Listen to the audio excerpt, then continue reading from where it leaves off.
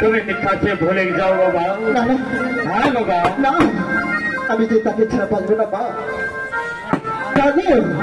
তুমি বাবাকে বুঝিয়ে বলো না মা। সনেকা স্বামী, আমার একমাত্র সেই সোনার লক্ষ্মীদার যে কথা বলেছে সে আকাশ কুসুম কল্পনা। স্বামী, সনেকা হ্যাঁ স্বামী, আমিও তাই ভাবছি সনেকা,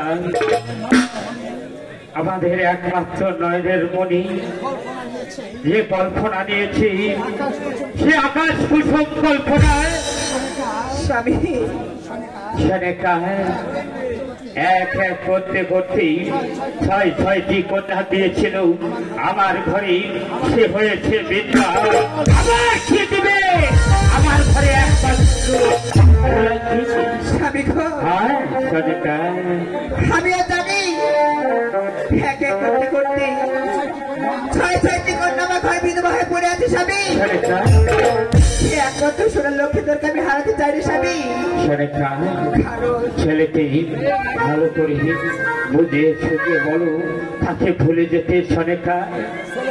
স্বামী গো, হ্যাঁ সনেকা, এক এক করতে করতে ছয় ছয়টি মধ্যে সাগরে ডুবে আছে। স্বামী, আমি স্যার হারাতে চাই রে স্বামী। আমি একমাত্র সোনার লক্ষ্মীদারকে হারাতে চাই রে স্বামী।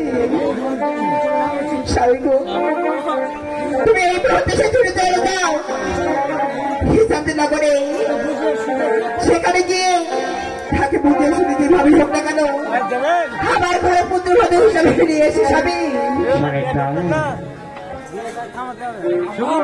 আগে কোথায় ভাবছি সনেকা, আমাদের একমাত্র নয়নের মণি আমি আর হারাতে চাই না সনেকা।